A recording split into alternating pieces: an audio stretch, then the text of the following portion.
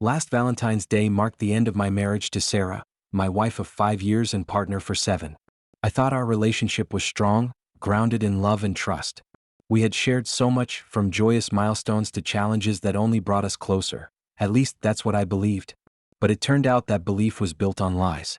What unfolded that evening shattered not only my trust in Sarah but also the life I thought we were building together. It started that afternoon when Sarah texted me at 4:45 p.m., just before her workday was supposed to end. She said her Aunt Julie had suddenly managed to find a date for Valentine's evening but was struggling to find a babysitter for her kids. Sarah said she felt obligated to help Julie out since she rarely got opportunities to date. Julie, according to Sarah, had always struggled with relationships and deserved a chance to enjoy herself. I could sense Sarah's determination to help, so I didn't question it. Even though I had planned a romantic dinner for us at an upscale restaurant, a surprise I'd been looking forward to for weeks, I didn't want to seem selfish or unsupportive. I told Sarah it was fine and even suggested that I could join her at Julie's later to help out. Sarah quickly dismissed the idea, saying Julie didn't feel comfortable having men around the kids. She explained that Julie's children were still recovering from the trauma of living with their abusive father, who was no longer in the picture. That explanation stung a little, but I understood.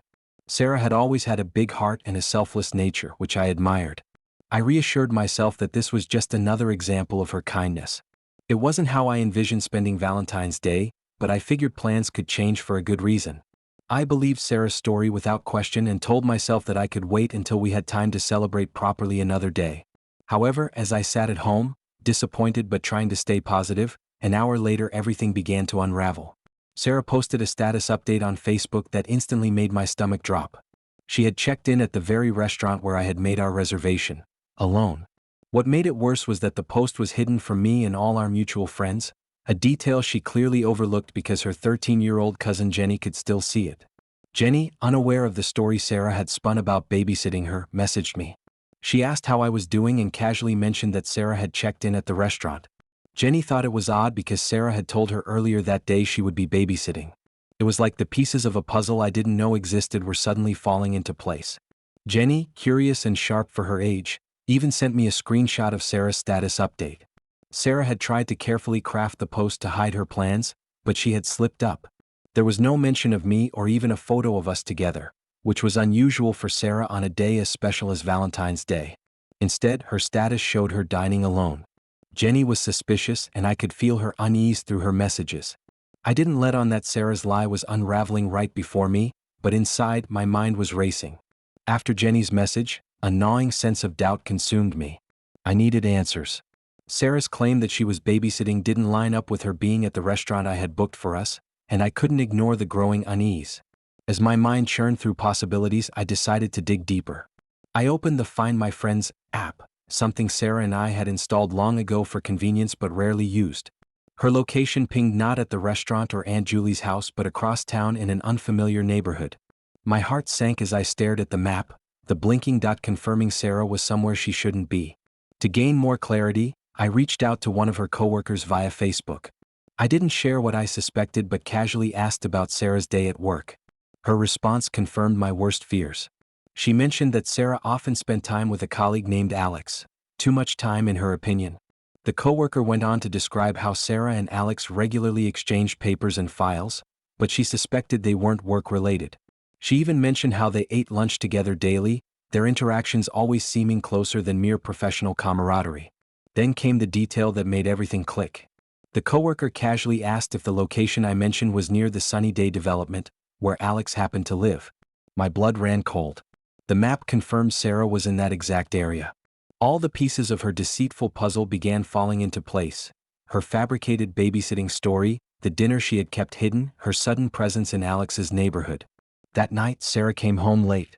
But by then I had taken action. I had gathered all her belongings, her clothes, shoes, personal items, and thrown them onto the front lawn. The sight of her life scattered in the grass felt symbolic of what she had done to our marriage. Light rain began to fall, soaking everything as if nature itself was driving the point home. When Sarah pulled into the driveway, her headlights illuminated the mess. She stepped out of her car, stunned. I stayed inside, locking the door and listening as she pounded on it, screaming my name. Her pleas were desperate, her tone filled with panic. I didn't respond. I heard her call her parents, crying and stammering through the story. It was clear they had no idea what had happened, and their confusion only deepened as she tried to paint me as irrational. But as her parents pressed her for answers, Sarah's lies unraveled. She finally admitted over the phone that she hadn't been babysitting. She had lied to me to spend Valentine's Day with Alex. I stepped outside when her father arrived. He looked shocked, his face betraying disbelief as he surveyed the chaos. Sarah, kneeling in the wet grass, was sobbing uncontrollably, her belongings scattered around her. It was a pitiful sight. I addressed them both, making it clear that I knew the truth. I stated plainly that Sarah had been with Alex that night, and I had the evidence to prove it. The moment I mentioned Alex's name, Sarah froze. Her sobs turned into stammering denials, but her reaction betrayed her guilt. Her father looked at her, his expression hardening as the truth became undeniable. I demanded that Sarah show me her phone messages with Alex if she wanted to prove her innocence. She refused, her hands trembling as she clutched her phone to her chest. Her silence spoke volumes. Her father, now visibly angry, asked if what I was saying was true. All Sarah could do was break down further, her voice rising into hysterical wails. She didn't need to say anything. Her inability to deny it convincingly confirmed everything. Sarah's sobs echoed through the rain as I stood there, watching the scene unfold with a mix of anger and detachment. Her father, still in shock, demanded answers. "Is it true? Were you really with Alex?" he asked, his voice firm but tinged with disbelief. Sarah couldn't respond. Her trembling hands clutched her phone, her gaze fixed on the ground as tears streamed down her face. I didn't hold back. In a calm, deliberate tone, I explained everything I had discovered. I described how she had hidden her location from me on Facebook but made the mistake of forgetting her cousin Jenny. I recounted the messages from her coworker, the suspicious behavior, and the fact that her location pinged near Alex's house. When I said Alex's name again, this time clearly, Alexander, Sarah visibly flinched. Her pale face and quivering lip were all the confirmation I needed. I turned to her father and said, "This isn't just about tonight. Sarah lied, cheated, and betrayed me. This isn't a misunderstanding." Sarah's father's expression shifted from shock to anger. "Sarah, what have you done?" he demanded, his voice filled with frustration and disappointment. Still, she said nothing, her tears now turning into muffled sobs. I took a deep breath and pressed further. "If I'm wrong, prove it.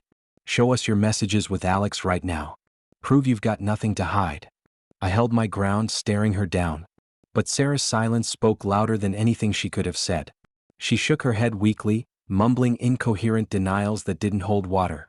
Her father stepped closer and snapped, "Give him the phone." His booming voice startled her, but still she clutched it tightly, refusing to unlock it. That was the final nail in the coffin. She had no defense left. As the rain intensified, Sarah broke down completely, collapsing into the wet grass. Her sobs turned into wails, her guilt laid bare for everyone to see. I looked at her father and said, "This is who she's been behind my back.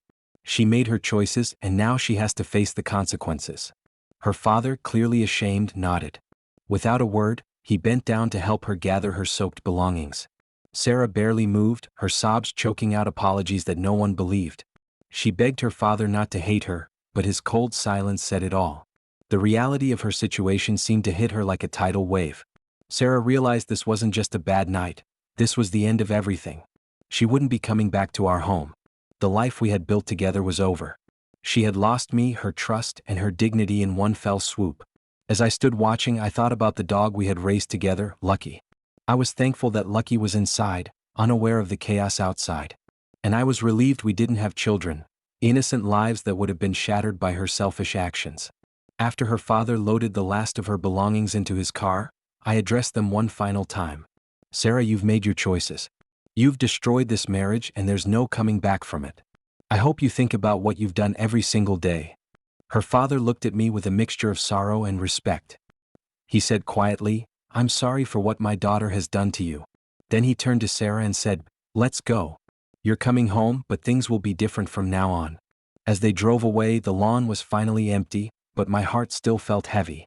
The betrayal I had uncovered wasn't just about infidelity, it was about trust, respect, and the bond we had vowed to share. Sarah had thrown all of that away for someone else. In the days and weeks that followed, I focused on rebuilding my life, piece by piece. The anger that had burned so brightly that Valentine's night began to fade, leaving behind a quieter, steadier resolve. I knew I had done the right thing by standing up for myself, even if the process was messy and painful. Sarah moved back in with her parents, though her relationship with them was far from intact. From what I've heard, they were deeply disappointed in her. Her father, especially, seemed to struggle with the idea that his daughter could behave so recklessly and deceitfully. They imposed strict rules: she had to go to work and come straight home, no excuses.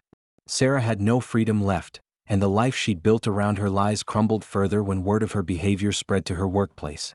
I wouldn't be surprised if she lost her job entirely. As for Alex, I don't know if they're still seeing each other or if their fling fizzled out under the weight of everything that happened. Honestly, I don't care. Whatever happens in Sarah's life now is no longer my concern. She made her choices and she has to live with the consequences. For me, the hardest part has been letting go of the life I thought I had. I loved Sarah deeply and the betrayal cut to the core. But I've come to see this experience as a painful but necessary lesson. It reminded me of the importance of honesty and self-respect in any relationship. I've also found solace in the small blessings. I'm grateful we didn't have children, kids who would have been caught in the crossfire of Sarah's decisions. And I'm thankful for my dog, Lucky, who has been a source of comfort and a reminder of the stability I still have. Looking back, I realized that infidelity doesn't happen in isolation. Every action has consequences, and Sarah's choices didn't just hurt me, they unraveled her entire world. She betrayed the trust of everyone who cared about her, and now she's left to face the wreckage. If there's one piece of advice I can share from this painful chapter, it's this. Trust is the foundation of any relationship, and once it's broken, it's almost impossible to rebuild. Don't compromise your self-worth by staying with someone who doesn't value honesty and commitment. If you've ever faced betrayal like this or know someone who has, take this as a reminder to prioritize your well-being. It's hard to walk away, but sometimes it's the only path to healing. If you found this story meaningful or relatable, please support my channel by subscribing. Your engagement helps me share more stories and lessons like this one.